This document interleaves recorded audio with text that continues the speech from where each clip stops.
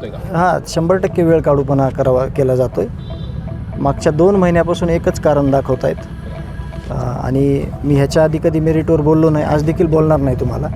परंतु आता हा येणारी 23 तारीख जी आहे त्या 23 तारखेला आपल्याला पूर्णपणे अशी अपेक्षित आहे आपल्याला की चार्ज फ्रेम व्हावा आणि ही केस चालू व्हावी. होतोय का? हां, 100% वेळ काढूपणा केला जातो आहे.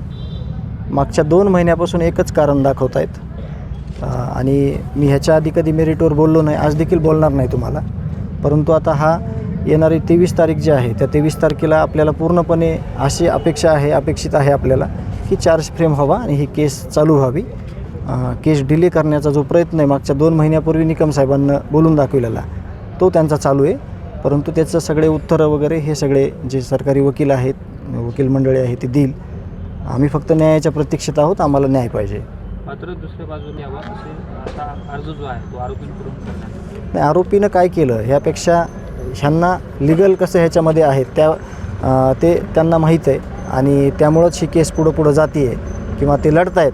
त्यामुळं त्याचं उत्तर अधिकृत निकम साहेब ज्यावेळेस येतील 23 तारखेला ते अपेक्षित आहे देणं आणि ते देतील. आता प्रत्येक सुनावणीच्या वेळी एखादा आरोपी जो आहे तो आजारी दाखवला जातो. आज देखील सुदर्शन गुले असेल, मागच्या वेळेस प्रतीकच्या संदर्भातला विषय होता.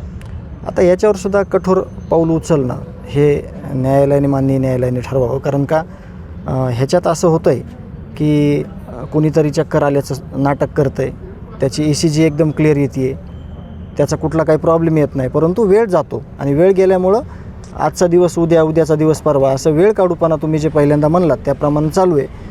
तर तसं न होता आता 23 तारखेला चार्ज फ्रेम होण्याची अपेक्षा आहे आणि ते अपेक्षित आहे आणि ते झालं पाहिजे.